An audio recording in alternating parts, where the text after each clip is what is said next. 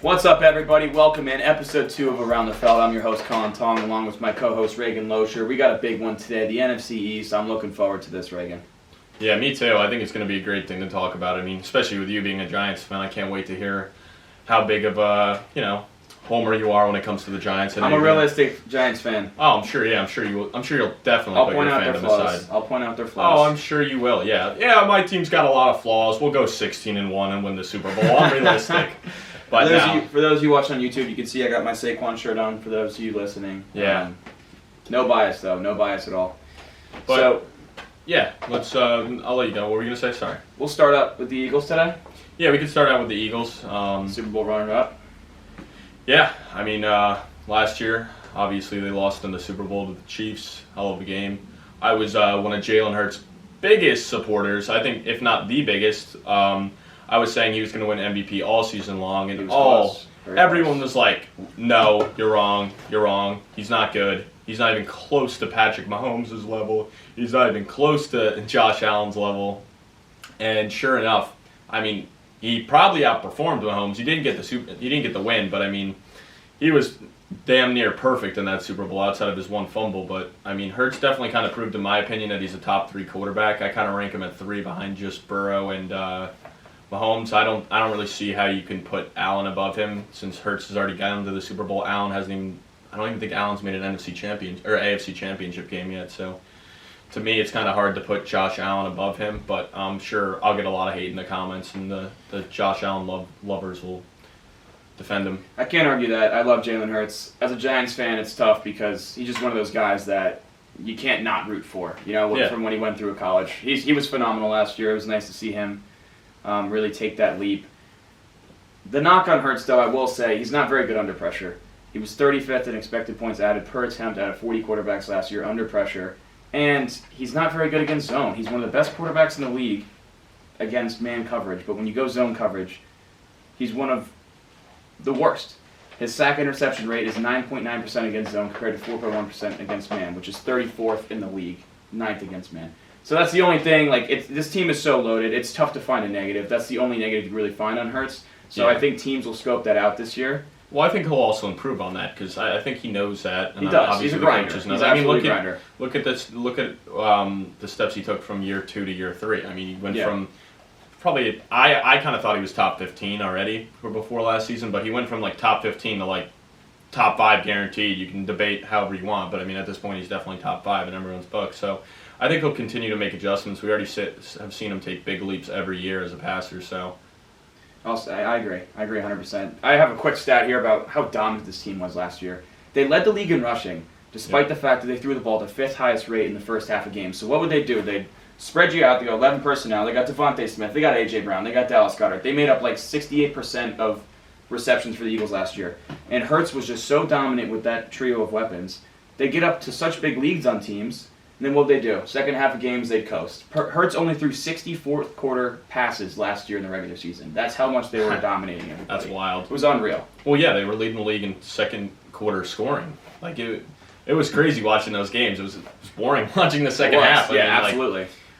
For Eagles fans, I'm sure they loved it because they could go watch other games. They could just turn it off and be like, hey, another win.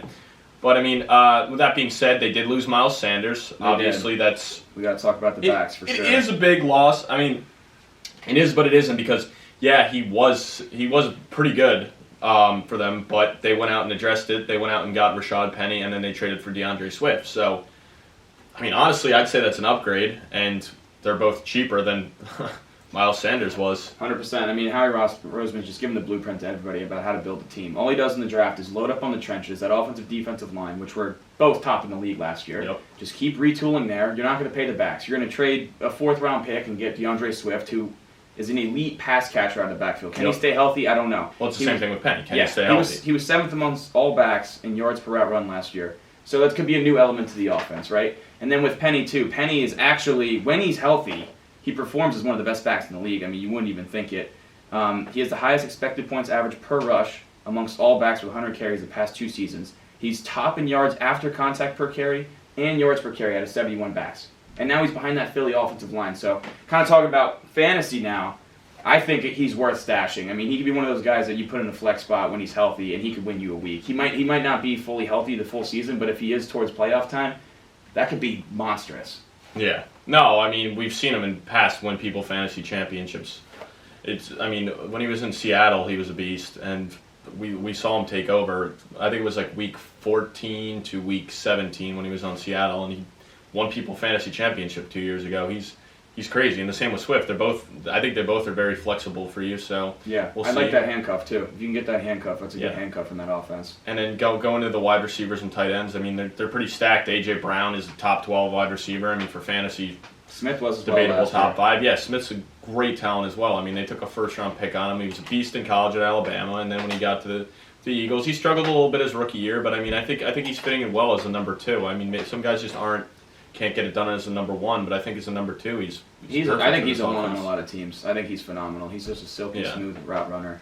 I love both of them on my teams. They're both phenomenal. And Dallas Goedert too. He's a top 8 tight end. He's going to get a lot of targets in that offense. I will say the depth is a little concerning. I'm not big on Quez Watkins. I think if one of those 2 receivers goes down, they could have issues. But then again, their offensive line is so good. Hurts is so good. They have so many ways that they could beat you. Really, as a Giants fan, it's terrible to say, but this team is absolutely loaded. Yeah, and we haven't even gotten to the offensive line yet, which is one of the best units in football. Absolutely. I mean, Jason Kelsey is a beast. Lane Johnson is a beast. Jordan Mailata is a beast. They're just so stacked. Dickerson's a beast. Yeah. I mean, I think all of them were like, I mean, I could be wrong, but a couple of them were Pro Bowlers, a couple of them are all pros. I mean, they're all getting votes. I mean, basically every guy on that starting 5 could be a Pro Bowler. They're that good. There's no holes. Arguably, they have the best tackle duo in football. Yeah, I'd say so. I mean, it's tough to debate it when you have 2 guys that are playing at all pro levels. So let's talk defense here, Reagan. They did lose Javon Hargrave in the interior. Yep. Jordan Davis is going to have to take a bigger step this year. He only played 20% of snaps last season. He was good against the run. And, I mean, Jalen Carter fell in their lap. They moved up one spot. Classic Howie Roseman. They're a team that can take that type of risk on a player because he was most likely the most talented player in the draft class. Because of the off-the-field concerns, he dropped. And the Eagles don't need him to play right away. He would be great, but you still have Fletcher Cox. You have Jordan Davis. You have an absolute loaded edge rushers. I mean, it's the perfect spot for him. Like you said, he fell in their lap, and as did Nolan Smith. I mean, what was Nolan Smith? He was supposed to go there were people saying he was going to go top 10. He ended up falling. I think his over-under draft slot was 10.5. Yeah, and where did they get him? End of the first round. I think it was 30. Yeah, end of the first round. So they always get steals. They've been drafting Georgia guys like crazy, so they do. We'll see how it goes. I like Nolan Smith. He's a great fit there. He's got a similar mold to Hassan Reddick. He generated 20% pressure rate off the edge last year. Oh, I mean, Hassan Reddick was a huge ad. A huge ad. Yeah, he was phenomenal last year. Oh, yeah. I mean, he was huge off the edge for them. He's one of the biggest reasons they won the Super Bowl. I mean, and also getting the depth they had was crazy. I mean, when you get a guy like Ndamukong Suh, I don't care how old he is, he's still going to be valuable for you. Reddick had 16 sacks last year. He was second in ESPN's pass rush win rate amongst all edge rushers. It's phenomenal. I mean, then you just go through the rotation of guys. Brandon Graham had 11 sacks, and he only played 43% of snaps. Josh Sweat had 11 sacks. He was 10th in pass rush win rate. I mean, they're just absolutely loaded up front. And they added 2 more guys. It's going to be a nasty pass rush for this team. I am a little nervous about their linebacker corps, though. Nakobe Dean is going to be their top back this year, and he played 3% of snaps a year ago. Yeah. I mean, and he was another guy that fell to them, too, out of Georgia. Yeah, he wasn't supposed to fall to the 3rd round, and he did. That is something that I think is a little concerning. They lost T.J. Edwards and Kazir White. And Nakobe Dean's pretty undersized. I mean, that's why he fell. Yeah, and he had injury concerns. But their cornerback duo is great, I will say. Bradbury, former Giant, is very underrated. He was underrated in the Giants. He was 2nd amongst outside corners in adjusted yards allowed per covered snap, 3rd in pass defenses. Slay was 5th and 12 in those same categories, so they have arguably the top tandem in the league. I'd say Miami might be up there, but I will say I am a little worried about their safety play though as well. I think that could be an X factor for them. Yeah, but I do think even with their safety play being weak at this point, I think the fact that they were able to keep both their corners and then add to their D line, no one thought they would be able to do. Yeah, and I think the fact that they were able to do that is going to help them out because as long as they're getting to the passer and their corners can do that, they can kind of hide the weaknesses at linebacker and safety. Because I mean, every team has their weaknesses, and this team really doesn't have many. I mean, offensively they have no weaknesses. None. And defensively, obviously, they have a few issues. I think with the fact that their offense is going to be able to produce a lot and their defense is going to be able to get to the quarterback, they'll be all right. I mean, I have them. I went through their schedule. It's a lot tougher than last year. I actually had them going 11-6, which is surprisingly would have to take the over/under on it. I can't believe you're taking the under. Yeah, I mean, honestly, I think they're a great team, but going through their schedule, I mean, it's a lot tougher than last year. They got some tough stretches in it, and I mean, like, I do think they're a good team. Like, I wouldn't be shocked if they went to the Super Bowl. I just think a lot of teams are going to adjust because they saw that did. I mean, obviously, they're going to still do their little cheeky push play where they line up two guys behind Hurts and just push him into the end zone because they didn't ban that play. So, I mean, Hurts is still going to probably get like 10 rushing touchdowns just because of the fact that he's going to get pushed into the end zone. But, I mean, they do have a tough schedule, and that their own division's only getting tougher. And, I mean, they still got to play Kansas City, Buffalo, the 49ers, Cowboys twice, Seattle. The Giants twice. The Jets are going to be a better team. Miami was a playoff team last year. I mean, this is a tough schedule. Absolutely. Vikings, I mean, they're getting a lot of playoff teams, and plus the Jets and Browns are going to be better teams than they were last year. They got to play, they play the Browns in preseason, so that doesn't matter. But anyway, they got to play a couple teams that have gotten better and a lot of playoff teams from last year. So that's kind of just why I was at 11-6 as opposed to having them like 13-4 or 12-5, but I still think they win the division again. I got 12-5. I think they win the division. To your point, they did have the easiest schedule in football last year, but on the counter, they did have the best record in the league last year against teams with a winning record. So yeah, they're clearly the top roster in football, if not the second best roster. But this is a phenomenal team. Yeah, let's talk more about their draft class as well. We touched on Jalen Carter. He had a 14.4% pressure rate which was third amongst Power 5 interior linemen. He was phenomenal. We talked about Nolan Smith. Yep. Huge. Tyler Steen, I thought, was an interesting pick. He played tackle at Alabama. He could be competing with Cam Jurgens for a guard spot. Cam Jurgens was Kelsey's handpick successor. He's going to take over at center after Kelsey leaves, but I think that could be an interesting battle. He can get playing time, but that's just Harry Roseman. Continue to invest in those lines. Yeah, a lot of those guys were not first-round, second-round picks. I mean, I think Malata was a fifth-round pick. Yeah. Like, they really just are good at developing offensive linemen. So, I mean, if history shows us, we'll have a good chance to develop. And, I mean, there's a lot of pros on that line. So, we'll have a lot of guys to learn from, and we'll see how it goes. But, I mean... They also took Sidney Brown, strong safety out of Illinois. He could have a good role this year. But they did sign Terrell Edmonds to take that kind of safety role, so maybe Brown's got to play a little bit more over top. We'll see. And I thought an absolute home run pick was Keely Ringo. He just has all the traits. Oh, from Georgia, right? Yeah, from Georgia, to be phenomenal. Of course, the Philadelphia Bulldogs. They just loaded up on another corner. Yep. From Georgia.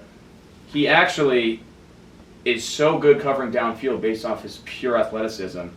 But he allows a catch rate 2.8% above expected on standard routes, like your slant, your curl, your dig, like the more simple routes. But on explosive routes, downfield, post, go routes, 33% below expected. I actually thought that was a crazy split. So it shows he has the athleticism. If he cleans up his technique, he could be another elite corner for Philadelphia. I thought that was a great pick.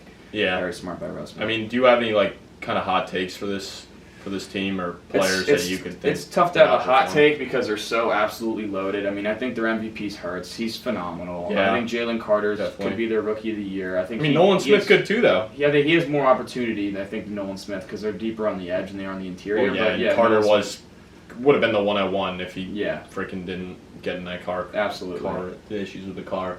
But, I mean, this team is very talented. I mean, this team probably goes as far as Hurts goes, obviously, if he continues to play well.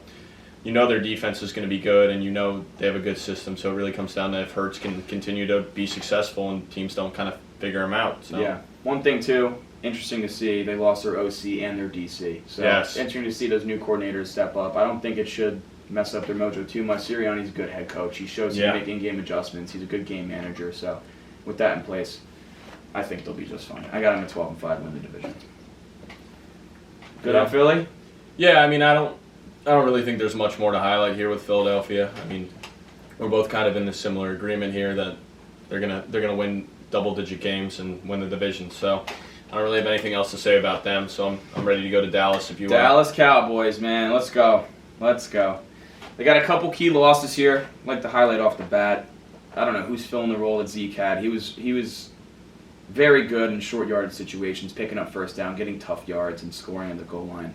He was not explosive. He was not one of the best backs in the league anymore, but he filled that role for them, and he filled it really well. So I think that's going to be a hole they got to adjust well, to. I'm a huge Zeke guy. My whole problem with people that a lot of people, like the casuals out there, the common football fans out there that only play fantasy football, think the guy sucks. He doesn't suck. He's good for a football team. I mean, he's by far one of the best pass blocking running backs out there. 100%. I mean, there's a reason why, like, yeah, Tony Pollard's a much better pass catcher. Zeke's not good at catching the ball. But there's a reason he was in on third down a ton, because they needed to use him as almost as that sixth lineman, and he was good. He protected Dak well and gave him a lot of time. That's why they were able to convert so many third downs. And people don't realize that. And Zeke's also good in short yardage. I mean, when you need a yard or two, like, he's going to get you that. After that, I mean, obviously he lost a lot of this explosiveness that we saw early in the career and at Ohio State. I mean, the guy was very explosive, and he really doesn't have that anymore. But he still is very valuable, and I think whoever picks him up that's going to be huge for them. And if Dallas not getting him back isn't good, because on top of that, they didn't get any other running backs. I mean, they got Deuce Vaughn. Yeah, Deuce Vaughn is 5'6". 5'5". He's not filling that role. 5'6". He's yeah. not filling that role. And I don't think Tony Pollard is just going to automatically become this good pass blocking running back. I mean, yeah, he's 200 pounds, but he's still like pretty undersized still, even at that. He's more of a speed back, so I think they're going to struggle a lot not having that almost sixth offensive lineman per se. I also think Kellen Moore is a big loss. I do not trust Mike McCarthy running the offense. He wants to run the ball more. He wants to focus on time of possession. Dallas had the 25th lowest pass rate last year, so they were already towards the top of the league in running the ball. And he quoted saying, Kellen wants to light the scoreboard up, but I want to run the damn ball so I can rest my defense. That's not how you win in today's NFL. I'm sorry, but you need to air the ball out. You need to be more efficient on early downs. You got to avoid third downs. Dak had 17 interceptions last year, including the playoffs. 7 of them were on third down. So you don't want to have third and longs. You want to put your quarterback in that position. Yeah. You want Dak to clean up his turnovers. Okay, get more first downs early on and stop trying to run the ball. And without Zeke, who's going to be that second guy? You're right. No, I don't know. I don't like what. This is actually why I have Dallas going 9-8. I have them underperforming. I love their defense, but I don't like Mike McCarthy. Their defense is sick. I don't like him running the offense. I don't know. I'm not super high in the Cowboys, man. I think they'll make the playoffs. I think at 9-8 in the NFC, but I mean, I'm still high, and I'm like, I don't think they're going to be as good as they were last year. But I mean, Dallas has proven that they're good in the regular season. They always play up. They always win some big games, and they're frauds always. But I mean, I still have them going. I mean, I still think they're going to win 10 games this year. So you got the over 9.5 win total. Yeah, I have them winning 10. And I don't think, 10-7, that's not a crazy year, but I still think they're going to have a good enough year to get into the playoffs. Like, just with how weak the NFC is this year, I just don't see how they don't make the playoffs. Because their defense is so good, and I think Dak, yeah, he has turnover issues, but I still think Dak is probably a top 5 NFC quarterback right now. Yeah, he is. It's just so weak in the NFC. No, it's not saying much, but I think he's good enough to get them into the playoffs. I think if he can stay healthy, they'll still get in. They still have some talent on the offensive line with Zach Martin. Well, Zach Martin's got to report first. He's been fined a ton of money. He wants a new contract, and Jerry Jones told him to kick rocks. I think it's a bold strategy. He's been the anchor of their offensive line for so long. Him and Tyron Smith. Can Tyron Smith stay healthy? I mean, yeah. I don't know. If Zach Martin's not reporting, if he's angry, that's messing up the team mojo. I don't like it. Also, did you see the video of Diggs cussing out Dak Prescott? Yeah, that was a That's funny terrible. One. I don't know. I was laughing. Who does that? I mean, it's interesting. I don't know. I kind of took it as it's just like fun team banter. No, dude, that's not the franchise quarterback. Just because I don't know the way I look at it. Just because he's a quarterback doesn't mean he's different. I mean, you can still give him shit. I mean, Diggs just got paid. He's still one of their cornerstones on defense. I think he's just trying to fire him up. I think Dak needs to be fired up. I don't think they can keep treating him like he's the savior. He hasn't done anything. I think he's one of the most overrated players in the entire And if he's overrated, you can't treat him like he's Patrick Mahomes. Yeah, but he wasn't going at Diggs. Diggs just went at him, started cussing at him. Everything we've seen, he's been a good leader. He's been a good teammate. You know? Yeah, he's trying to light a fire. I think he's just trying to. It's classic Dallas. I think they're gonna implode. I think he's trying to light a fire under his ass, but still, I know it isn't a great look. I didn't have a problem with it, but it's definitely not a great look.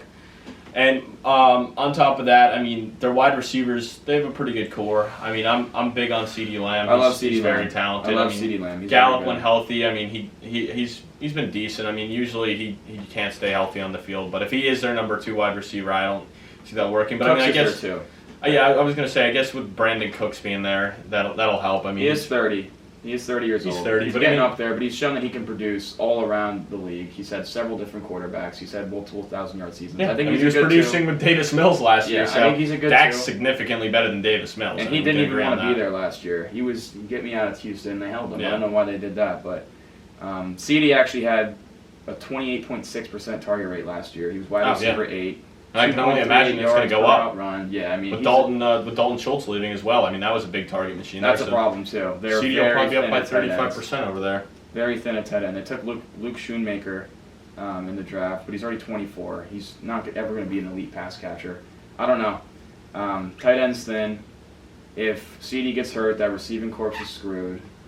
If Pollard gets hurt, the running back corps is screwed. I don't think they have great depth. I think Dak is overrated. Zach Martin's not in yet. I don't like McCarthy at the helm. I think this offense takes a step back in 2023. All right. I mean, I don't know. I mean, I think it'll take a step back, but I think it'll be good enough. I mean, we got to give Mike McCarthy's got a ring, you know? He's gotten it done before. He's not the best coach. With Aaron Rodgers. Hey, how many rings did Aaron Rodgers get after Mike McCarthy? I mean, obviously he'll get one this year, but still. Yeah, ain't no way. But still, I mean, Mike McCarthy still has a ring, so you got to respect him somewhat.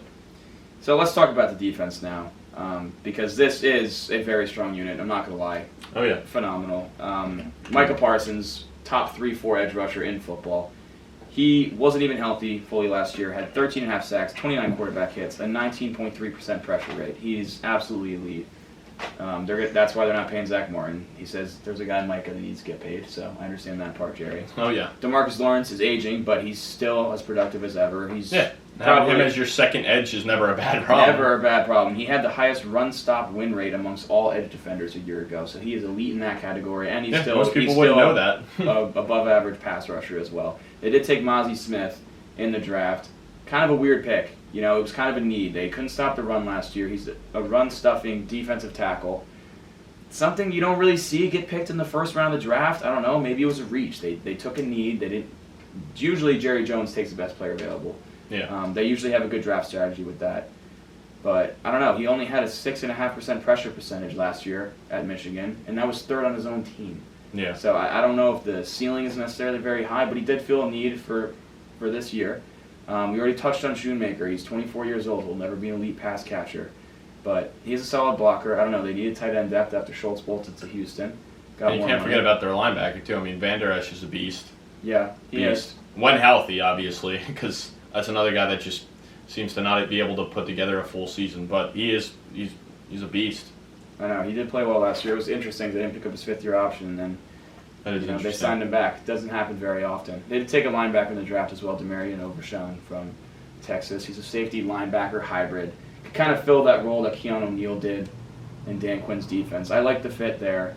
And obviously a corner they added Gilmore. Oh my goodness. I hate that they added Gilmore. He is just... Well, I'm sure you do as a Giants fan. Yeah, That'll exactly. be fun for your amazing wide receiver core. Exactly. I mean, Diggs is good. Diggs. I mean, they just paid Diggs too. He does have a boomer bust kind of play style. He does, but I mean, you can get away with it when you got a defense like Dallas does. I mean, obviously he takes a lot of risks, but I think the risk has outweighed the reward, and I think Dallas sees that, and that's why they just gave him the contract. I mean, what they give him 5 years, $100 million? They're paying him like $20 million a year. So yeah, he got a big bag. That's for sure. So, I mean, this defense is phenomenal creating turnovers. Dallas has a plus 24 turnover margin over the last 2 seasons, which is first in the league by a wide margin because Parsons and Lawrence in that front create a lot of pressure, and they got big play threats in the back end like Diggs that force a lot of turnovers. So as long as they keep doing that, they're going to continue to win games. But is that sustainable, that turnover margin? I don't know. Yeah, no, I mean, I don't think it is at all. Turnovers and takeaways, I've never believed they're sustainable. I think it fluctuates every year based off on who you play, and I don't think it's one of those stats that you can stat out. I mean, like 1 year you could have 8 interceptions, and the next year you can have 2. It depends on targets, and also on top of that, like the ball bounces differently always. Yeah. Like you never know, like you could have like 3 picks just off of tip drills, and then the next year you don't have like any opportunities. So I feel like interceptions is one of those stats that's just not predictable. I mean, look at Sauce Gardner last year. He was an all-pro, and he had 2 interceptions. So it's kind of one of those things where it's like, I look at pass breakups as a bigger stat for that. And yeah, I understand that. So I don't know. It's one of those, they could have a ton of takeaways this year, or they couldn't, because it's one of those things that it's just tough to stat out. It's just kind of like, hey, is this running back holding the ball like a loaf of bread and it gets punched out from behind when he doesn't see anyone coming? It's not one of those things that's like, yeah, I feel like today they're going to force 3 fumbles, and then maybe the next game they'll get 2 picks. So it's hard to predict it. They do have good safety depth, though, that force a lot of turnovers as well. Hooker, Curtis, and Donovan Wilson are all solid. Hooker just got an extension, so they do have playmakers back there. I do think they'll continue on positive turnover margin, but I don't know if it's going to be that wide, especially if Dak doesn't clean up his turnover issues. So you are on the over 9.5. I am on the over. I got them at 10 wins. I think it happened. I just can't. I honestly can't see Dallas. Like, it's more so for me. It's how bad the NFC is. And I don't mean they're bad. They got some good teams, but I mean compared to the AFC, they're really not loaded out there. Like, I just don't see how Dallas doesn't go out and get 10 wins and make the playoffs. Like, do you really? I mean, maybe 9 at worst. But I got 9-8. I got the under. I don't see how this team like doesn't Mike have a McCarthy. winning record. I think they're too talented to not have a winning record. I think their offense is going to take a big step back. I think they're going to miss We'll Kellen see. Moore a lot. An outdated approach from McCarthy, I don't like it. They're going to run the ball more with less running back depth. It doesn't make sense to me. I'm going to go with the under. Reagan, who is your MVP for the Dallas Cowboys this year? I think it's got to be CeeDee Lamb. You got CeeDee Lamb, huh? I think so. I mean, he's the true number one. I mean, people are ranking him super high around the league. He was top 30 on the top 100 in the NFL. I mean, this is the guy that's going to make this offense go. Like, yeah, Dak's proven that he's kind of overrated, and I think we're both in agreement. We don't think he's going to take that step forward at this point. So I think it's got to be CeeDee Lamb becoming that dominant receiver. We need him to have one of those seasons where he puts up like 1,500 yards. I mean, if people are putting him in the same breath as Jamar Chase, Justin Jefferson, and Cooper Kupp, some of those top guys, he's got to show he is one of those top guys. So I think he's got to become the MVP and the X factor of this team. I think you got him for both. I got him for both, yes, wow. Because I think defensively, like, yeah, we know what Micah Parsons is. Like, we know he's going to come out and get 15 sacks. Like, that's not going to really change much. But with CeeDee, if he comes out and can get 1,500 yards, I think he can be the reason that this offense fully succeeds and hits its full potential. Even with them wanting to run the ball more, I think it all revolves around him becoming that true, dominant, top 5 receiver in the league. I don't hate it. I got Parsons just because I think he could be the defensive player of the year this year, so I have him as my depoy as well. I think he is the favorite to be the defensive player of the year at the moment. Yeah, I bet that, because as we see with awards always, we don't really see repeats, and Bosa's got his, Watt's got his. So yeah, Garrett, I think Garrett's got his, so I mean, it makes sense for him to be the favorite. Yeah. But that's why he's my MVP. I think he's going to have a phenomenal year. I think he could push 20 sacks. My X factor is Dak. I think it's pretty obvious. This team, if Dak continues to turn the ball over and put the defense in tough situations, I don't think they're going to be that good. But if Dak can get back to what he was a few years ago and he cleans up the turnover issues, you take care of the ball, hopefully McCarthy lets him air it out and CeeDee, has that big year like you spoke of. It's in Dak's hands, in my opinion, where this team goes. Who do you got for Rookie of the Year?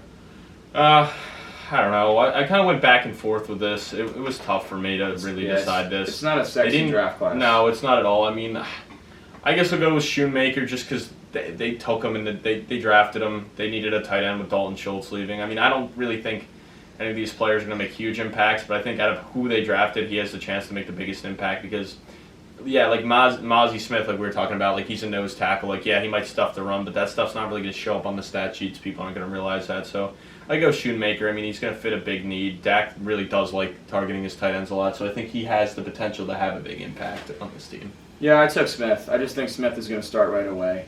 Jerry Jones in the draft room seemed absolutely pumped to get him. I'm surprised that they thought he wasn't going to be there. I don't know. I think he's going to plug a hole immediately. He's going to get a lot of snaps. He's going to help clean up that run defense. So I went with Smith. And I have my depoy, like I mentioned, Parsons. I think he could push 20 sacks. Yeah, I mean, and then from a fantasy perspective, I mean, I'd say this year Tony Pollard is just going to have a ton more carries even coming off the broken leg, but I would think he'd be a good player for fantasy because I think his snap percentages are going to go up even more unless by the time the season starts they go and make a big ad. I mean, Dalvin Cook's still out there. They could get Zeke back. They haven't ruled that out yet. They can get him on a team-friendly deal. So as of now, I think Tony Pollard's going to be a beast for fantasy. I do too. He was RB8 last year. He's in line for more touches. He's only gotten better each year. How can he handle a full workload? We'll see. Yeah. But definitely a fine fantasy pick. And I think I'd imagine Dak, he's a top 12 quarterback for fantasy. CeeDee Lamb's a top 12 wide receiver at this point. And outside of those three, I mean, you could take the shot on the tight end, but I wouldn't. I'd stay away from Cooks. I'd stay away from Gallup. Gallup is just terrible. I mean, if the value's there for Cooks, you could take a shot on him. Like, if you're doing a best ball league, we know Brandon Cooks has been a burner, so I could see him having, like, 3 or 4 deep touchdowns this year. So, like, best ball leagues, he's good, but, I mean, for your daily fantasy leagues that you're doing with your friends, I wouldn't trust Brandon Cooks because he'll burn you more than he'll help you out, and I don't think it's worth it. So, but at the end of the day, if the value's there, take him. Yeah. But outside of that, Gallup, I think he belongs on waivers. I mean, Dallas's defense, obviously, like we were saying, they get takeaways a lot, even if it isn't predictable. I mean, still, they're talented. They get a lot of takeaways. I mean, that's one of those, like, not a plug-and-play defense. Like, that's a every week start type of defense. So I like it. We good on Dallas? Yeah. So we're gonna take a quick break and do a little read for you guys. So we'll be back in like 15 to 20 seconds. Hey guys, Reagan from Around the Felt. Make sure you guys are following us on all of our platforms right now. We're on Spotify, SoundCloud, Apple Podcasts, and YouTube if you want to listen to the episode. And also make sure to follow us on Twitter, TikTok, and Instagram because we're going to be posting clips there too. Some stuff that won't even be on the show will be in that. So make sure you're following us on all those things. Thanks guys. Now let's get back to the episode. All right guys, welcome back in. We're going to go right into Colin's Giants. Let's go, baby. I've been looking forward to this one, brother. Oh, I'm sure you have. I mean, hey, your Giants had a good year last year. They made the playoffs. I'll give it to you. I mean, I know you guys were happy. You guys acted like you won the Super Bowl after they won the one game. But trust me, I mean, if that was my Jets, I'd be just as excited too. But, I mean, they had a good year at 9-7-1. Huh. Good year. Well, 9-7-1, I mean, even though you said there's no ties up to the last trivia. But anyway, I digress. That's terrible. They covered the spread in 13 of 17 games last year, so that shows they overachieved greatly. Brian Dable is the man. They did not have a winning record at any point the 5 seasons prior. Oh, yeah. Dable. And last year, they had a winning record the entire season, or /500. They never had a losing record. And that was with an offensive line that ranked 26th in run block win rate and 29th in pass block win rate. That was with receivers that could not get any separation. They had Darius Slayton, Isaiah Hodgins, who they picked up off the practice squad of the Bills, a 6th-round pick from Oregon State, and Richie James. I mean, it was crazy. They made Richie James look like a stud out there. I know, they did. Richie James played. He was actually pretty reliable. Richie James could have got a good contract this year if he didn't always fumble the ball. I mean, he killed himself, but the amount of volume he got last year, he could have gotten a big contract if he just knew how to hold on to the ball. Yeah. Well, now he's in Kansas City, so I think he'll have a good time there. Yeah, no, but going back to Brian Dable, I mean, I had to deal with him a couple of years in the AFC East, seeing him being the offensive coordinator of the Bills, and obviously what he was able to do with Josh Allen, one of the big reasons he became who he was. He clearly came in, and we saw a different Daniel Jones last year. I mean, still, he's not elite Daniel Jones, but he definitely went from like hey, is this guy like on his last year? Like, is he going to turn into like a journeyman backup at this point? Like, a lot of people thought that. Like, this was a big year for Daniel Jones. He stepped up to the table. I mean, he earned his money. Yeah, he did. I mean, like, it does seem like an overpay, but for the position, I mean, you got to give him that kind of contract. Well, once Burrow gets his contract, Jones's contract is going to be the 12th most expensive quarterback contract. And that's the thing. And that's kind of where he should be, based on his age and at just the timing of everything. Everyone's freaked out over $40 million a year. That's just the market for quarterbacks. I know, and that's exactly my point. I mean, for his position, he's not being overpaid, but it seems that way just because it's like, it's Daniel Jones. Like, a lot of people are down on him. He's not putting up like the numbers that Burrow and Mahomes are and stuff. But honestly, he deserves the contract. I mean, how could you not pay the guy? It was a make or break year for him, and he stepped to the table and even got him a playoff win. Yeah, he didn't complain when they didn't pick up his 5th-year option. He went to work and he earned it, and you got to respect the guy for that. He was 7th in completion percentage last year, 9th in touchdown to interception ratio with a 3-to-1. He had 15 touchdowns, 5 interceptions. Obviously, you want to see that passing touchdown number go up.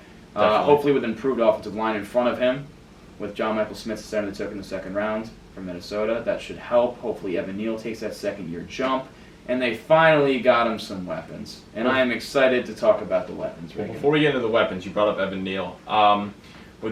Evan Neal really needs to take that year 2 step up. I mean, when guys are that big, I know firsthand from having Mekhi Becton as our tackle. I mean, drafting him early, they're big. 6'7", I think Evan Neal is also. 6'7", yep. And what, 350 plus? Yeah, he's a slimmed big down. guy. He slimmed down though. That's good. He's slimming down. It's just these guys are at bigger injury risks. So as long as he can stay healthy, I think you're right. He can take that 2nd-year jump, and they need him to because Andrew Thomas has proven that he's one of the best tackles in football. Elite. He's a top 3 offensive tackle in football. Evan Neal can take that 2nd-year jump. I mean, that line's going to keep improving and improving. But tackle is one of the most difficult positions to adjust to in the NFL. Yeah, it is. Quarterback, corner, and tackle. Those are the 3 that are. But hey, if you guys can really solidify your 2 tackles, you already got one of the 2 tackles solidified. So if you can get number 2 down, that could be huge for you guys. Absolutely, I agree. But let's get into the weapons, like you said. So Darren Waller has looked phenomenal in camp. I know it's camp, but they're lining him out wide roughly 60 to 65% of the time. They're using him more like a wide receiver. They got Daniel Bellinger, who was good as a rookie. He's solid. He's more of a possession type of tight end. So I like the 2 tight end sets. Yeah. I think he's going to change DJ's game. He finally has weapons. The Giants had one of the worst explosive offenses last year. They had no explosive plays. They had no speed. They're one of the slowest skill positions groups in the entire league. So what do? You get Darren Waller, probably the fastest tight end in football. You get Jalen Hyatt in the draft, who has been looking really good in camp. He's taking the top off the defense. Apparently hit 24 miles an hour in camp. I mean, he's just an absolute burner. And you get Paris Campbell, ran a 4.28 in the combine. That was your biggest problem on offense. You had no speed. None. And you get Daniel Jones weapons. You had 3 elite speed players. I don't know. I think it's going to open up the offense. I don't think it's going to be underneath as much because Daniel Jones' yards per attempt were very low last year, I will say. Like, they weren't really getting the ball pushed downfield. You need more explosive plays. It helps the offense a ton. I think we're going to see it. What do you think? Well, to play devil's advocate here, and I'm not trying to crap on the Giants. Like, obviously, Waller has shown he can be an elite stay tight healthy. end. I know what you're going to say. You got to stay healthy. Yes, my biggest problem is he can't stay healthy, and I always will bank on that. I'm not saying I never like to root for players to get injured, but if you can't stay healthy and you prove that you can't, you keep proving you cannot stay healthy, and you're just aging more and more, yeah, it's going to be a concern. Yeah, if Waller stays healthy and goes back to the way he was 3-4 years ago for the Raiders when he was one of the best tight ends, yeah, then it was a great ad. I mean, obviously, 100? It was low risk. I will say that. It is low risk. I did like it. At the time, initially, I didn't like it because my biggest concern was, yeah, I think that they need to go really get a number 1 wide receiver before they need to worry about a tight end. But if they're going to line him outside and he can stay healthy, he can be that number 1 option. It's just, to me, I think they should have still addressed the wide receiver in the draft earlier. Yes, you got Hyatt. But I think they should have traded up in the draft and got one of the guys because those guys fell and then they waited, and then by the time it got to them, all 4 of the big wide receivers went right before their pick. But, I mean, they addressed the corner position, which was a need, so it's not like they wasted the pick. We'll talk draft now. We'll get back into that. Or if you want to talk now, we can. But my biggest thing with this team is they don't have a true wide receiver 1. They just have a bunch of guys they're going to keep rotating in and a lot of guys who have injury history. A lot of depth, but not a true wide receiver 1. But there was no wide receiver 1 on the market. They couldn't trade for one. Didn't seem like anyone was available for a price they liked. There was no one on the free agent market. You're right. They want to overpay for DeAndre Hopkins or Juju Smith-Schuster. Those were the guys that were available. So Jacoby Myers got $12 million. I mean, I'd rather have Darren Waller at that price than Jacoby Myers. Yeah, no, I know. And I just, my biggest thing is that as long as their wide receivers can stay healthy, that'll be huge. They just have a lot of guys who've shown that they can't stay healthy. I mean, Sterling Shepard, unfortunately, just gets injured every single year. I love Shep. Wan'Dale Robinson showed that he couldn't stay healthy last year. I mean, it was year 1, but, I mean, they just got a lot of guys. They just got a lot of injury concerns here, and I think that's going to affect Daniel Jones if he's just always having different wide receivers every week rotating. And I think he needs to have a couple, 4 or 5 guys that'll really be there, and it's going to hurt him if he's always dealing with different wide receivers every single week. Side note on Shep, I met him in the Bahamas, the blackjack table. He was the man. Except he didn't know to double on 11. But well, tell the people the story. Come on. So we're in the Bahamas, me and Zach, and who's Zach? My brother, Zach Tong, my brother. And we're at the casino in the hotel, and we go to the blackjack table, the $25 table, and we have a little fun. We go up like a couple bucks each. We're like, all right, let's play like 1 or 2 hands on the $100 table, just before we leave. And we sit down, and all of a sudden, sits down right next to us. We're like, wait, hold up, is that Sterling Shepard? And he goes, yeah, it's me. And he dapped us up. We started chopping up on the Giants. This is last summer, so before Dable's first year, we were just asking, how's Dable? How's camp going? And he was just praising Brian Dable, saying Dable's the man. It's a lot more loosey-goosey. And he was excited for the season. And I think Dable has had that kind of effect on the entire team because last year they didn't have a good offensive line. They didn't have any weapons. Everyone was getting hurt. They had a lot of injuries on defense as well. Leonard Williams was hurt. Kayvon got hurt at the beginning of the year. Aziz barely played. And they went 9-7-1. It was a phenomenal coaching job, and that's why I have the Giants at 10-7. I have them second in the division. I have them higher than the Cowboys. Yes, Lino, you heard that if you're listening. I have them higher than the Cowboys. 10-7, geez, man. That 3+ expected win fan boost is really nice. 7.5 win total. How do you not take the over? Hey, I understand they got a more difficult schedule. Hey, I got them at 8-9, so I'm taking the over too. The line is respectable because, like we saw, the Giants had an easy schedule last year. The schedule's a lot harder this year. Yes, they had some key adds this year, but I still think the way they won a lot of their games last year, which isn't a knock on them, it's more so just something I don't think is exactly repeatable in the sense. And I view this kind of as the way we view turnovers and takeaways and all that stuff. I mean, a lot of the games it took them to the 4th quarter to come back and win. Yes, I think most of their wins last year were by single digits. Yes. And on top of that, if most people remember, they fell apart at the end of the season before the playoffs started. They lost 4 of their last 5 games, I believe, 4 of their last 6 games. They stumbled into the playoffs. Yes, they did pick it up, and I will give them credit. They went out to Minnesota and spanked the Vikings. So I'm not going to knock that away from them. And yes, they ended up losing to Philadelphia. That was expected. I don't think any Giants fan went into that game being like, we're going to beat the Eagles. The Eagles had their number in the regular season, and they were just so much more talented at pretty much every position. So, last year was a success. Year one with Dable. But I just think with a harder schedule, it's going to be hard for them to go win 10 games if they didn't even win it last year with an easier schedule. Yeah, I get that. They were 2-7 last year against teams with winning records. So to play devil's advocate, I understand it, right? That's why I got them at 8-9. But my reasoning for having the over is they won 9 last year in Jones's first year in that system. Now he's the second year in the system. What did they not have last year? They had no weapons. They had no speed. I already addressed that. I already talked about that. What was their issue on defense? They couldn't stop the run. Their linebacker play was probably the worst in the league. Yeah. They were thin in the interior. So. Well, I don't think you need to defend the. I don't think you need to defend the win total. I mean, you're at 10. I think you got to defend why you haven't winning 10 games. I said 8, and that's still taking. Well, the win total. I'm talking about why I think they're going to get better. Jones, in 1 year in Dable's offense, cut his turnovers way down. He had 5 interceptions, 1.1% interception percentage. Dable has proven to be the quarterback whisperer. He had the weapons, right? Good. Offense improved. Defensively, they could not stop the run. What they did is sign Bobby Okereke from the Colts. He's been top 10 in the league in tackles the past 2 seasons. He's phenomenal. He's very athletic. He's very rangy. And they signed Ashawn Robinson from the Rams to also clog up the middle. They added Nacho from the Bucs to help clean up that run defense. Leonard Williams is still dominant against the run. Dexter Lawrence is one of the best interior players in the entire league. He is. All-second team All-Pro. They knew their 2 weaknesses, and they addressed it. And another year in Dable's system, another year in Wink's system, I just think they're only going to get better. Yeah, we'll see. I mean, like we said, it's pretty obvious that this team has some talent. I mean, they made the playoffs last year, and like we said, the NFC, in my opinion, is pretty weak. So even at 8-9, I still think they can make the playoffs with a losing record. No, that's crazy. No, I honestly wouldn't be shocked at all, especially now that there's 3 wild cards. The Giants could easily, in my opinion, still make the playoffs at 8-9. Or they'll be in the hunt till the very end. So for me, it's just a harder schedule, and then them just really not addressing the wide receiver position and still not having a true number 1 for Jones. But if Waller stays healthy, it's a huge add. But let's get more into the defense now. Yeah, let's talk defense. I already kind of touched on the interior a bit. Dexter Lawrence was 4th amongst defensive tackles in pass rush win rate in 2022. Had 28 quarterbacks hits, which was also 4th. He had 7.5 sacks. He's a beast. He's like the absolute monster that runs the entire interior. He would line up over the center and just was purely dominant. Leonard Williams was hurt last year, played through injury. I don't know.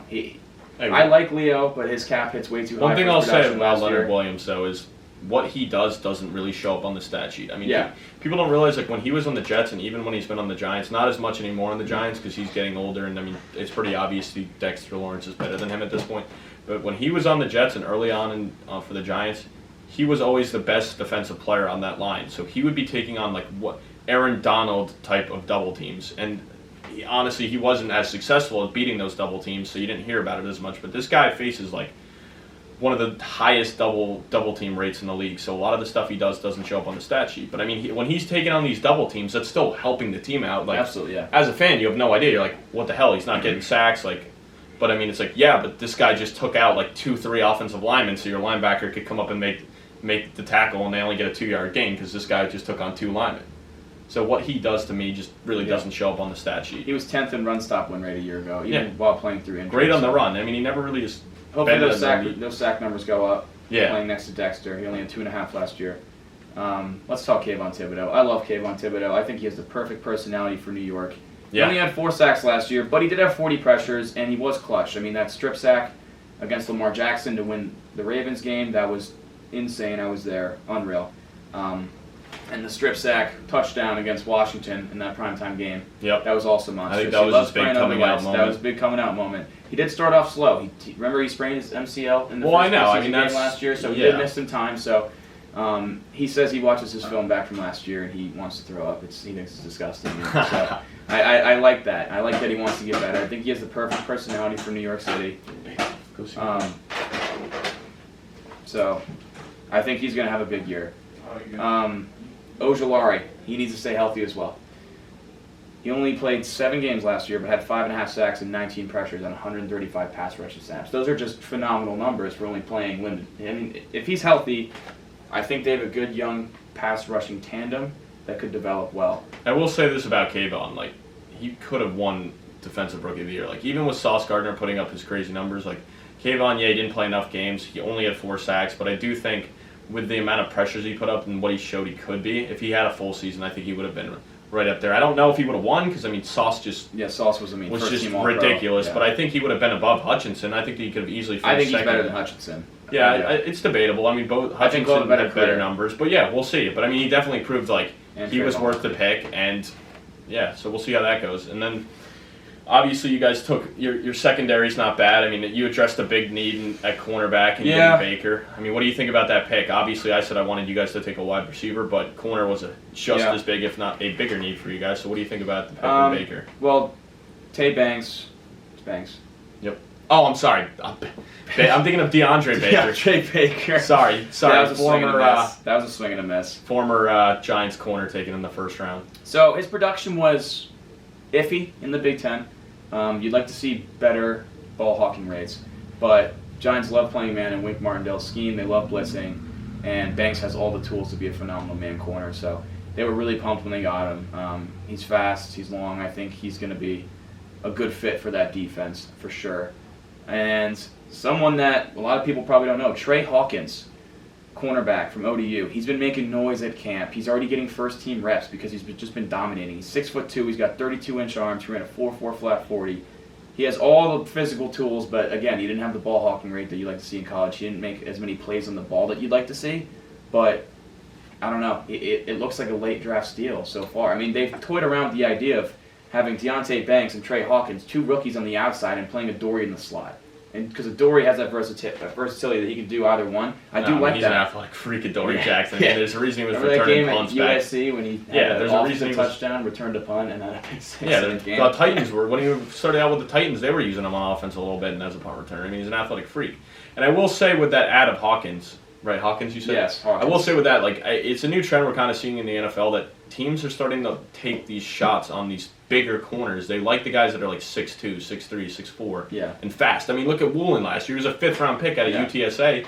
Dude's like 6'4" with a crazy wingspan and runs a 4.4, and then he ends up being like one of the best corners in the league right off the bat. I mean, Sauce Gardner, 6'3". So it's a trend we're starting to see that teams are going after these bigger, fast corners. So I think it's a trend we're going to continue to see, and these smaller corners are going to start to get phased out. These 5'9", 5'10" guys, they're only going to be able to play in the slot. I agree. The Giants were last in the league in interceptions last year with only 6, so you'd certainly like to see that number go up. And I think it will. 6 is very low. Very low. It's an easy number to beat, so I think no doubt in my mind that number will be beaten. Well, the secondary was beat up, though, last year. Adoree Jackson got hurt returning a punt. Xavier McKinney had an ATV accident during the bye week where he broke his hand, so I'd expect those interceptions to go up. They definitely have more playmakers in secondary, a lot of young players. I mean, you had to rely on guys like Darnay Holmes last year, and I am not a Darnay Holmes fan. I think he could be a casualty by the time camp is over, to be honest with you. He ranks 71st of 90 corners in yards allowed per covered snap. He's very handsy, a lot of holding penalties, and just terrible time, especially on 3rd down. I'd expect Cordell Flott, second-year player from LSU, to get a lot of looks at the nickel, especially because this regime took him. But yeah, very young secondary. I think it has the potential to be pretty good. Hopefully we get those interceptions up, create more turnovers. Yeah, and I mean, I think that's why it's huge that you guys addressed corner. I mean, like I keep saying, like wide receiver was a big need, but corner was just as big. Absolutely. And then, I mean, McKinney at the safety, he's a stud. He's a team leader. Everyone loves him. Yeah, no, I mean, you guys have had a history of having good safeties, and I think he's one of those guys that can put you over the top on defense. I mean, I still think like X factor wise on your defense, like I think Thibodeau can be that X factor just because like. It is Thibodeau. He had 4 sacks last year and didn't play a ton, but like when he played, he was dominant. So I think if he easily has the potential to be a double-digit sack guy this year. So I think he should be. Yeah, he should be your X factor. I mean, and because we already know, like, in my opinion, Dexter Lawrence is your team probably your defense MVP, but I'd say like Thibodeau is going to be the X factor on that defense. I have to agree with that. Azeez Ojulari as well. Those 2 young edge rushers can grow together, make each other better. Yeah. Stay healthy. I mean. That's a very scary defensive front, and it'll help out the secondary, the young bucks back there. Let's talk fantasy, Reagan. Who are you targeting in blue, if anyone, and why? Well, I mean, obviously, like now that Saquon signed the contract, you can target him wherever. I mean, there was a lot of uncertainty for a while with that contract. I mean, he was going on social media saying shit, which obviously I'm sure you know because you got to keep up with it as a Giants fan. But I think now that he got the 1-year deal with a little bit more incentives, I think they're going to feed him the rock a ton and be like, all right, you know what? We got him on a 1-year deal. Let's just feed him the ball again. I think it's going to be similar production to last year, if not better, because, like I said, he's on a 1-year deal. There's really no reason to be like, we'll save him for the future. At this point, I think this is his last year in blue, and I think they're going to run him into the ground. Sure hope it's not his last year in blue. I agree. Target Saquon. I think he's RB3 behind Eckler and McCaffrey. He'll be a stud. He was a beast last year, even behind a shaky offensive line. I think that should only get better with John Michael Smith, the rookie center. Yep. Hopefully Neal takes that second-year jump like we spoke about. Andrew Thomas, one of the best in the game. I think they're going to use him a lot, and with the extra speed element at the wide receiver position and tight end position, I think it could allow more light boxes for Barkley to run. Yeah. So, love Saquon. Definitely taking Waller as well. More so in redraft and dynasty just because of his age factor, but he looks like he's going to be the number one target for Jones, and they're going to use him in that wide receiver one type of role. I mean, yeah, I think Waller, definitely Waller is worth taking a shot on. I mean, he has obviously has like top 3 tight end potential. I don't know if we'll get like Kelsey or Andrews level, but I mean, he'll be one of the better tight ends for fantasy if he can stay healthy. And then wide receiver wise, I mean, I wouldn't touch anyone. I mean, I would take shots on guys late in drafts, but I wouldn't take anyone expecting to have a big impact. I mean, it's all shot. I mean, the Giants, they're a pretty good team in terms of best ball because, like with best ball, you're taking shots at the end of the drafts, banking on guys having a couple big weeks. So guys like Hyatt, Wandell, Slayton, some of these guys that are explosive and can go off any game and then disappear are pretty good for best ball standards. But besides that, I don't really want to touch any of those wide receivers. And then I think Jones obviously has top 12 quarterback upside with his legs alone. So, and I mean, he had 15 passing touchdowns last year.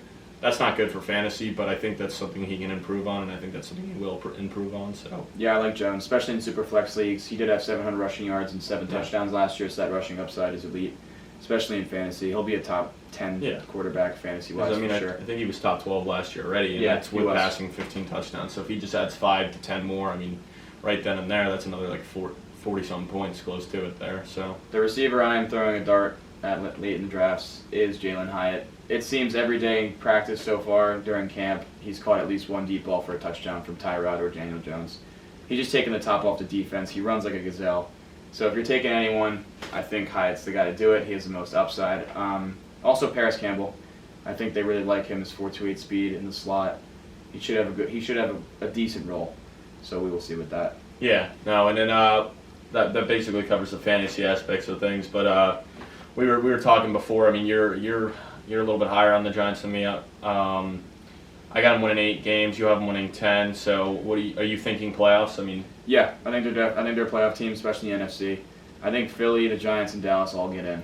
Yeah, I mean, I think they could make the playoffs, but I'm down to make a bet on this. We'll like with the Ravens bet, I'll bet you that they don't make the playoffs. We got to figure out the Ravens bet too. Whatever. We'll figure out the Ravens bet. We'll figure out the Giants bet. What do you say? Yeah, I bet you the Giants don't make the playoffs. I'm in. I can't wait. And don't worry, buddy. Even when they miss the playoffs, you can come to the Jets playoffs games with me. I'm excited for the AFC East because I'm tearing Jets apart. Oh yeah, I'm sure you will. But hey, you'll be looking good in green when the Jets beat them. So who's your MVP for the Giants? I don't know. I'd probably have to just go with Saquon at this point. I just don't. I don't think Daniel Jones is like going to be bigger focal point of this offense. I think he will Saquon be. There.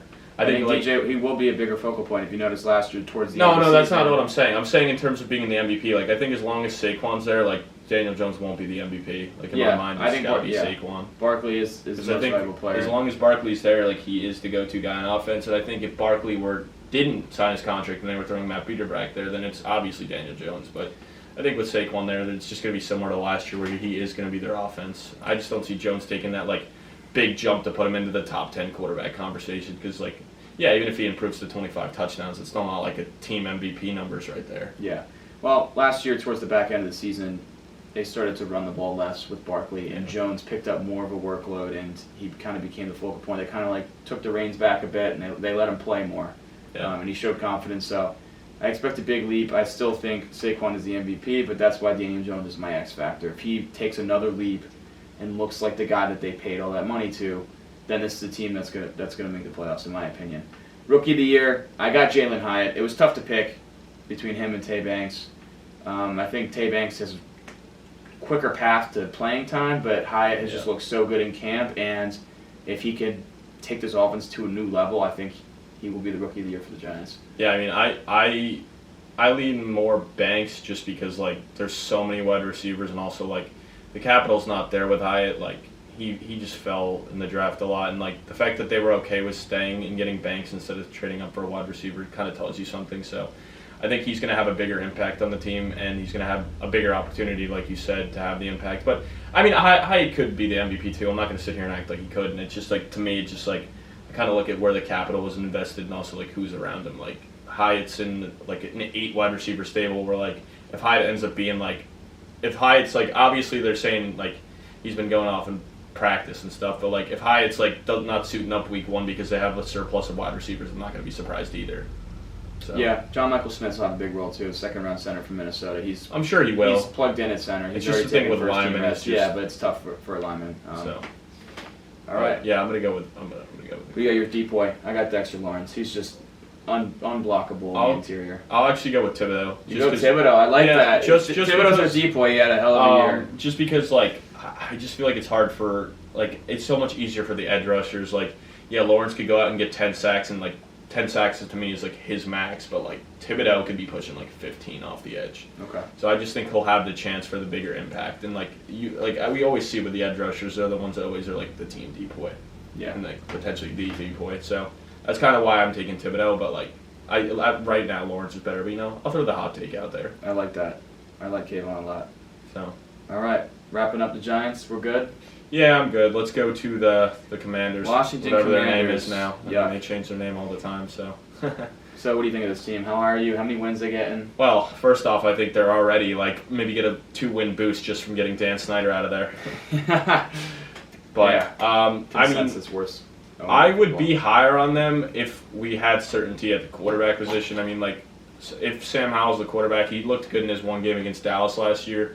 My whole thing with them is the fact that Ron Rivera just, like, came out and said, like, yeah, like, don't sleep on Jacoby Brissett. Like, he's hyping up Jacoby Brissett, talking all this stuff about him. So it's like, to me, it's hard to say, like, how this team will do when you're, like, when you have a young guy that, like, yeah, Howell was drafted late, but there were a lot of mock drafts, like, where he was going, like, first overall, and then he didn't have a good last season. Before that season. Then he didn't play well the next year. He lost a lot of talent at North Carolina. Yeah. And then he kind of fell. I can't believe he fell to the 5th round. Yeah. And my whole thing is with that is it's a young guy, and it's already off to a rough start when your, like, coach is not coming out and, like, publicly backing up the young quarterback. So to me, it seems like a team that, like, if he starts out rough or Brissett starts out rough, we're going to see, like, that we've seen in Washington the past couple of years where they're bouncing from quarterback to quarterback and kind of just playing with a hot hand approach. And I don't think that's something that's going to lead to a playoff berth.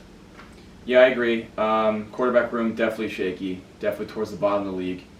Rivera actually said, quote, Sam Howell has many of the same qualities as Brock Purdy. Then when he was asked about potentially targeting Lamar in the summer, they said, quote, never looked into it, high money quarterback wasn't for them. So, I don't know, you're excited that your guy has Brock Purdy-like traits? I mean, Purdy... It's kind of weird to compare got 2 guys in the same class, too. He's talking like Purdy's this veteran, like they came in the same year. Purdy won games on a loaded San Francisco roster, but, like, his ceiling's not that high, and why wouldn't you even consider Lamar Jackson? I don't know. Rivera, I'm not high on him. I think this is probably his last year in Washington. I have this team going 6-11, and the win total's at 6.5, so you're slightly under. I'm slightly under. That's a very it's a tough line. You know, I wouldn't bet that confidently. Yeah, I would just stay away from that. And I mean, the only reason I was kind of, like, I guess you could say high on them at 7 is just the fact that Washington historically, like in the modern era that we've seen, always plays the division games tough, especially the past couple of years. Like, yeah, the Giants have had their number, but then, like, they'll play, like, Philly and Dallas, and they seem to always, like, pull one away from them every year. They, like, always, like, play up to their competition or play down to their competition. They're a weird team. They do. Especially with Ron Rivera. But like we said, I think Ron Rivera, like, it's got to be, like, playoffs or bust, or they stick with Sam Howell all year, and it, like, shows enough potential for him to keep the job. But I think the fact that they went out and got Bieniemy is just, like, their way of saying, like, yeah, you sit behind Ron Rivera for 1 year, and then it's your job. I think that could potentially be the case. I mean, Ron hasn't coached a winning season since 2017. 3 years with Washington, Crazy. Not a winning season. He also has not figured out the quarterback position in 3 years. If you can't have a winning record and figure out who your quarterback's going to be, odds are with the new ownership group coming in, You're on the hot seat. Yeah, no, that's a big thing. Also, like the new ownership coming in, he's not their handpicked coach. So if it's a bad year, which we're assuming it is, they're not going to be like, oh yeah, like we're fine with him just sticking it out and working it out. Like odds are they're going to be like, let's go get our guy. Like we paid all this money, we want to get our guy in there. We don't need this guy who hasn't been able to do anything in his time here. They also have the 9th most difficult schedule projected based on forecasted Vegas win totals, including top 10 most difficult schedules of run offenses and pass offenses. So their defense is going to be tested more this year. That's the only thing that I think can win them games. It's tough with a 5th-round quarterback behind just a shaky offensive line. That's terrible. The defense is going to have to keep them in games and win them games. The defensive front is great. About the offensive line. They were 27th in ESPN's pass block win rate and 23rd in adjusted sack rate, 27th in yards before contact per run, and 19th in run block win rate. So what do they do to try to fix that? They signed Nick Gates, former Giant. Love him. He broke his leg, came back. All the respect to him, but I just don't think his ceiling's that high. He's going to be their center. He struggled to win the starting job on the Giants, and our interior offensive line isn't very good. So that says something. And they signed Andrew Wiley to a 3-year, $24 million deal. But he was actually 48th amongst 56 tackles in PFF's pass blocking efficiency last year. So it doesn't really seem like that's solving their problem. Yeah. And if you put Howell behind that offensive line, yeah, he's got some weapons. I like Terry McLaurin. He's been a 1,000-yard receiver every year, and it doesn't matter who his quarterback is. Yeah. I like Dotson. Dotson's solid, but I don't like Samuel, and I don't know. Well, Samuel's also a Ron Rivera guy. Like he's a guy that he brought in from his time in Carolina. I will say this about Washington's schedule. I really do hope they give Howell the chance because I mean their first 7 games, like they only really have 2 difficult games that I think they can't win. I mean they get to play Arizona, then Denver, then they go to they're at home against Buffalo. So I mean. That's going to be a tough one. Then they're at Philly, so that's going to be a tough one. But then they get the Bears, Falcons, and then the Giants. Like the Giants have had their number, but like those games are always close. So I mean, their first 7 games, they really only have 2 like tough teams. Yeah, so I think their schedule gets tougher down the stretch. If they want to have a chance to really make the Sam Howell experience work and get off to an okay start, I think they got to give Howell the chance because. If they go with Brissett those games and they go mediocre and then they decide later in the year they want to just throw Howell out there, that's when it's going to get tough. Because that's when they got to play Miami, they got to play the Jets, they got to play the 49ers, they got to play the Giants again, Seattle, New England, Cowboys, Eagles, you know? So it gets tough at the end of the year, so I really do hope they give Howell a chance early on. Yeah, he should get his reps early. I will say about Howell, he can't be much worse than Carson Wentz. Carson Wentz, the most inaccurate quarterback in football the last 3 years. Finally, they moved on from him. He seems to be pretty washed up. Only 47% of Carson's throws were thrown beyond 5 yards, which is the lowest rate in the NFL. And he was still one of the most inaccurate quarterbacks. Yeah, no, I mean, so Howell can't be much worse. I will say that. Yeah. And then, obviously, I think they have a pretty decent 1-2 punch in Robinson and Gibson. I mean, I know Robinson wasn't totally efficient. Boy, I disagree. I mean, I know he wasn't totally efficient, but I mean, I give him a little bit of slack. I mean, he was pretty good in college, and the fact that he got shot in the leg and came back as quick as he did was a big factor. Total respect to him. But my whole point is I think another offseason and an offense where they kind of have their roles more established, because obviously McKissick's done. His career's over with his neck injury, so now Gibson's going to slide into that more McKissick role. And I mean, Gibson was a wide receiver in college, so if they kind of play him in the slot and use him as a running back, because I know there were talks of them using two running backs on the field and having like Gibson in more of a slot role. So I do like their 1-2 punch, and we'll see. I mean, but you said you disagree, so what's your opinions there? Yeah, I'm not a Brian Robinson guy. I prefer to have Gibson on my fantasy team. Robinson had 3.9 yards per carry. He's not a pass catcher. He only picked up 5+ yards on 42% of his attempts, which was 28th in the league. And that was despite playing the easiest schedule of run defenses last year and the 4th easiest schedule of total defenses. Credit to Sharp for that. Very interesting. When I saw that, I was like, okay, I'm not touching Brian Robinson in any fantasy leagues. He's just inefficient. He's kind of a downhill bruiser. I like more PPR guys, so I target Gibson over him for sure. Yeah, for sure. And then obviously, like we said before, like McLaurin's going to be a beast. Yeah, and McLaurin will be a beast. Dotson showed a lot of flashes last year, so I think both of those guys you got to draft. Yeah, you got to draft. Dotson had 7 touchdowns in 12 games. And then, I mean, I don't think either quarterback, whether who it is, I don't think you can play him. I mean, maybe you could stream Howell week 1 against the Cardinals, but outside of that, I mean, there's not a lot of options. And then I don't even know, like, outside of that, there's not really a ton to love here on the offensive side for fantasy. Yeah, I'll take Terry. He's a fine wide receiver, too. There's just a ceiling to his output just with the quarterback play, but he's shown he's going to get you 1,000 yards anyways. I just don't think the team's going to score a lot of points. Also, another thing about the running back situation, they drafted Chris Rodriguez late in the draft. And he's a running back, and he has an overlapping skill set with Robinson. He's kind of that similar one-cut bruiser back, not very good in the passing game necessarily. And it seems like Eric Bieniemy was heavily involved with that pick. He wanted him, and he wants to carve out a specific role for him in the offense. So the fact that Eric's in and they took him, it just seems like they're talking all three of them are going to have a role. I wouldn't touch it. I mean, I personally wouldn't touch any of them. I don't think any of them are going to get enough touches to warrant starting in your fantasy lineup. Yeah, no, I agree with that. Let's go over to the defensive side. Yeah. And where obviously their biggest thing they did in the offseason was they drafted Emmanuel Forbes. I like Forbes. I wanted Forbes a lot for the Giants. I thought he could be there, pick 25 when we were, even though we moved to 24 to get Tay. He generated a ball hawk rate 49.8% over expected when defending the most common NFL routes, which are curl, dig, drag, flat, out, slant. He also had 14 picks, with 6 of them being returned for a touchdown. Oh, yeah. So he's got the playmaking skills.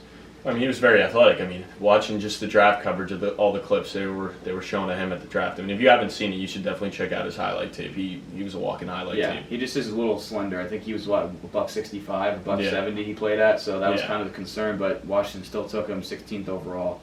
I think he's going to start for them right away and make an impact. And obviously the defensive line here is pretty good. I mean, they got Payne, Chase Young if he can come back and healthy and get Chase back Young's to a wild card. They didn't pick up his 5th-year option. I thought that was really interesting. He didn't recover from the knee injury very well. I don't know if the surgery was more complicated or maybe he didn't do super well in the rehab. I don't know what it was, but he came back later than expected and he wasn't very effective. Yeah.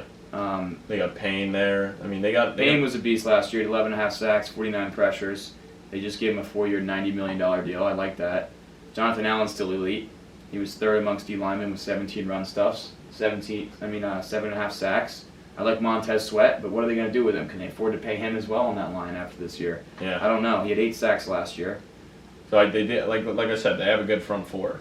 And on top of that, I mean, they did lose Cole Holcomb, which you were highlighting him a lot when talking about Pittsburgh last episode. That's a tough loss. I mean, Jamin Davis, the linebacker they took in the first round in 2021, was better last year. He had 104 tackles, but apparently he's a liability in coverage, so not ideal. With the secondary, we mentioned Forbes. Kendall Fuller's still good. Yep. He's still playing at a good level. I like him. And Cam Curl, I mean, what a story. He's become one of the best strong safeties in football, arguably. He's recorded a tackle on 14.9% of his run defense snaps, which is 11th amongst all defensive backs. I mean, that's not the best stat to hear for a defensive team because you don't want your safety to be having that amount of tackles. I mean, granted, if he's stepping in the box, it's one thing, but usually that's not a good sign when one of your D-backs is leading the team in tackles because that means your front seven's getting blown back. But hey, for a 7th-round pick to be making that type of impact is still pretty cool. The only thing, he has no interceptions or forced fumbles yet. You'd like to see him make more plays, cause more havoc, create more turnovers, but again, he's developed into a great player. That's clearly already returning on production at a 7th-round pick. I mean, obviously, I would say with this defense, I mean, I guess the X factor's got to be Chase Young, in my opinion, for the defense. Because I mean, I agree. If he comes back healthy, that front's going to be dominant. Yeah, and I would say it probably also could be the team MVP. But if we're going off of like what we've seen in the past year, it's got to be Payne in the production he had. But I don't know. I mean, I'd say this team, in my opinion, kind of goes. It depends on who the quarterback is and how it's going to have a big impact, or Brissett, and also kind of depends on the defense. Because I mean, just 2 years ago they were a top 5 defense when they had that playoff run. And I mean, they lost in the first round, but they still were in the playoffs just 2 years ago because of that defense. So they can kind of get back to that form. And Sam Howell or Brissett can kind of game manage. I mean, this is a team that could sneak into the playoffs with 9 wins and probably not do much. But I mean, I could see this team sneaking in if their defense can get back to somewhat of what it was. I just don't see him sneaking in. I don't trust the offense enough. I don't trust the line. I don't trust the quarterback situation. They don't have a run game to rely on. I have the MVP as Terry McLaurin. If he somehow gets hurt, this offense is not going to be able to score points. Yeah, he's clearly the best offensive player, so I have him as the MVP, and Howell's my X factor. If he can actually be a decent quarterback, yeah, their defense will keep them in games, and I think they'll be around a 500 ball club. I just don't know. I don't think the ceiling's high. I think he's put in a situation to fail. So, unfortunately, I don't think they're going to make the playoffs. Rookie of the year, I got Forbes. I think it was a pretty easy pick for me. We don't have to get him. We don't have to really get much more into that. We already kind of talked about him, but I think it's pretty clear it's Forbes. I mean, just the fact that they took him where they did. And D-Boy, I got Deron Payne. I mean, they just gave him $90 million. He was the best defensive player last year. It's Payne, but it could. I wouldn't be surprised if it was Chase, but it's got to be Payne. And I mean, I don't really have much left to say about this team. I mean, I don't really like spending time on teams that aren't that good. So yeah, I'm pretty good on them as well. But all right, so that kind of wraps up the breakdown of these 4 teams. We're gonna go to a quick ad read type thing, a little promotion thing from Colin, and then we're gonna go play some trivia. So let's get to it, guys. What's up, everybody? Make sure you're checking us out on Instagram, Twitter, TikTok, and wherever you get your podcasts. We are everywhere. Appreciate the love and support. All right, guys, welcome back in. That recaps up our 4-team breakdown of the NFC East. So now we're going to do trivia like we did last time. We hope you guys enjoyed it. We got Jake on here today, and he's going to give us 10 questions, 5 for each of us. And same way, you'll be able to steal them. So without further ado, Jacob Batoff. What do you got, Jake? How's it going, guys? Excited to be here at the Round of Felt. Well, we're excited to have you, Jake. So. Thank you. So the first question. For who? This will go for you, Reagan. All right. This is a 2-part question. Okay. Who in the division has the most Super Bowls, and how many does each team have? So you're telling me, you're asking which 2 teams have the most Super Bowl wins? So who in the division has the most Super Bowls, first off? The Cowboys. Okay. They have 5, and the Giants have 4. So how many does each team have? All 4 teams. Okay. So that puts us at 9. Philly has 1, so that puts us at 10, and Washington has 1, so that puts us at 11. So 11 combined Super Bowls. Incorrect, sir. Washington has more than 1. Washington has 3. I knew they had 3. Philly has 1, Giants have 4, Cowboys have 5. All right, so I was wrong on Washington. So nobody gets it, I guess, because you didn't say. Well, Jake said the answer before I had an opportunity to say. All I right. said they have more. No. Whatever. All right, next question. For Colin, who has the most division championships out of all 4 teams? Most division championships? Yep. I'm going to go Dallas. Dallas Cowboys at 24. That is correct. All right, Colin takes the 1-0 lead early on. Reagan, who has the most wins in the NFC East since 2000? Most wins since 2000. Most wins, out of the 4 teams, who has the most wins since 2000? Most total wins or most division wins? Regular season total. I would probably say the Eagles. They've had a lot of good seasons under Andy Reid. That is correct, at 206 wins. Between when Andy Reid was there, they had a lot of good seasons. Colin, what years did the Giants win the Super Bowl? Wow. Great. Ask the Giants fan. Great. Yeah, I mean, come on. 86, 90, 2007, 2011. Correct. Reagan, what team... Way to give him a layup. You weren't getting that one. What team won the division the first year the NFC East existed? Ooh. Dallas Cowboys. That is correct. Thank you. God, we're on a heater, huh? I guess so. Colin, who is the quarterback of the Giants? Oh, great. No, I'm kidding. All right, you can ask him the question. In 1983, what team set a record for 541 points scored in the season? Record at the time, not anymore. Dallas Cowboys. False. Washington. Well, okay. Wow. You gotta let him give a shot. I get to steal it. All right, whatever. So we both have been screwed out of our steal chance. Okay. At least we're even now. So that's even now. Were you gonna say Washington? Right. I was gonna say Washington. It's whatever. What years did Reagan? So it's 3-3 right now. You got 2 questions left, correct? Or 4 questions left? 4. Okay, so it's 2-2 with 4 questions left. Okay. Reagan, what years did Cowboys win the Super Bowl? I don't know. I'm not gonna lie. I know they won. I know they won a couple in the 80s and 90s, but I couldn't tell you the exact years. So I'm just gonna pass it along to Colin. I believe they won in '84. False. Dude, I got no idea. What's the answer for the fans? Sorry, I'm not a big trivia for history fans, guy. 71, 77, 92, 93, 95. All right. Well, I knew they won some in the 90s. I thought they won one in the 80s, but. Okay. Colin, as a Giants fan, what year did the Giants start their franchise? You fucking kidding me, dude? Stop giving him questions on the Giants. I'm just going. Look, he stumped. Oh my gosh. The year they started the franchise. Are you kidding me, dude? I want to say 1923. 1925. Well, thanks for letting me try the steal. He goes, nope, 1925. All right. Well, all right. So is this the last question for me? Two more. All right. Well, no, don't let anyone steal at this point. It's not fair. All right. What's the question? Who was the last MVP in the NFC East? The last MVP in the NFC East would have to be. Oh wow.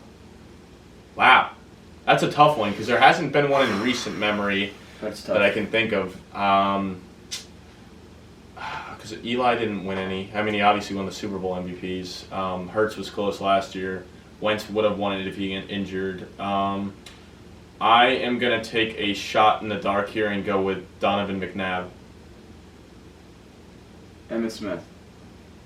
Correct. Bro, why did you let him steal? You haven't been, now you're letting people steal? because now I remember. Dude, that's such. Let's go. I don't know. Let's go. No, you guys. Well, you just okay. The last one you go. What year was Washington found? And then you go. Colin goes. What year was the Giants found? He goes 1923. You're like, no, 1925. Instantly. I completely forgot. But then this time you're like, hey, Colin? you're just upset that you're losing. I'm upset. I'm not getting the question? fair chance. What's my next question? You know what? You guys are gonna give me shit for this, but What's my next question? it's just the luck of the draw. This is a Giants question. Okay. I better get Wow. It really is the luck of the draw because Reagan won first. Nail in the coffin. Because Reagan won first. Give me it. What year did Lawrence Taylor win the MVP? I think it was 86. Nope, 84. 86. Let's go! I honestly didn't know. I just had to jump it in there quick in case you were wrong. Before Jake's like 86. Yeah, congrats. I got a lot of Giants questions. Guys, we hope you enjoyed the trivia. I think it died. But we got it done at least. We just died? Yeah, I heard some noise. Oh wait, no, it's still recording. All right, we thought the camera died. We're still getting kind of new with this technology. We're trying to get better with the cameras, so we'll. We're cutting that out, right? Yeah, I mean we can cut it out, or if you guys want to watch it, But yeah, I mean, do you want to cut it out? We can just kind of leave it at where we're at right now. Around the felt. Thank you for having me. Appreciate it. Yeah, no, Jake, thank you for coming on.